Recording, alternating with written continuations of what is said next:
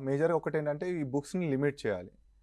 So, తక్కువ books చదవడం చాలా ఇంపార్టెంట్. తక్కువ అంటే మరీ తక్కువేం కాదు. దీనికి సంబంధించిన బుక్స్ మాత్రం చదవాలి. బట్ ఎక్కువ కూడా చదవకూడదు.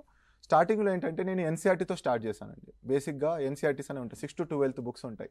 ఆ 6-12 Geography, economy, history, political science and to to to some extent art and culture గానీ, డిజాస్టర్ మేనేజ్మెంట్ ఇవన్నీ బుక్స్ ఎన్‌సీఈఆర్‌టీస్ ఉంటాయి.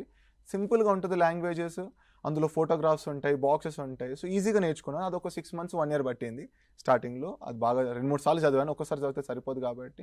తర్వాత then I went on reading standard books ఉంటాయి. చాలా డిఫరెంట్ ఆథర్స్ ఉంటారు. జస్ట్ ఫర్ ఎగ్జాంపుల్ నేను పాలిటీకి లక్ష్మీకాంత్ చదివేవాడిని. ఎకనామీకి నేను ఫస్ట్‌లో రమేష్ సింగ్ అనే బుక్ ఉండేది. 18, 19 టైంలో. తర్వాత నేను నితిన్ సింగ్ అనే చదివాను ఎకనామీకి. అట్లానే ఎన్విరాన్మెంట్‌కి వచ్చేసరికి శంకర్ ఐఏఎస్ ఒక ఇన్‌స్టిట్యూట్ వాళ్ళ బుక్ ఉంటది. అది చదివాను ఎన్విరాన్మెంట్‌కి. తర్వాత సైన్స్ అండ్ టెక్నాలజీకి అగైన్ ఎన్‌సీఈఆర్‌టీ చదివేవాడిని. తర్వాత కొంచెం ఎక్స్‌ట్రాగా ఈ విజన్ అనే మెటీరియల్ కొన్ని ఉంటాయి. ఇన్‌స్టిట్యూట్ మెటీరియల్ చదివేవాడిని. ఆ విధంగా ఒక్కొక్క సబ్జెక్ట్‌కి సంబంధించిన ఒక్కొక్క బుక్ తీసుకునేవాడిని అలాంగ్ విత్ ఎన్‌సీఈఆర్‌టీస్. సో, దాన్ని రిపీటెడ్‌గా చదివాను. 3, 4 సార్లు చదివాను. ఫెయిల్యూర్స్ రావడం అనేది చిన్న చిన్న మిస్టేక్స్ వల్ల ఫెయిల్యూర్స్ వచ్చాయి కాబట్టి ఓవరాల్‌గా I was doing better. Prelims అయ్యేది. మెయిన్స్ కూడా బాగా దగ్గరకొచ్చిన రోజులున్నాయి. So, it worked for me. నేను లిమిటెడ్‌గా ఆ బుక్స్ రిపీటెడ్‌గా చదవడం అనేది బాగా హెల్ప్ అయింది. సో, ఈ ప్రిలిమ్స్ తర్వాత ఈజీగా క్లియర్ చేయడం జరిగింది.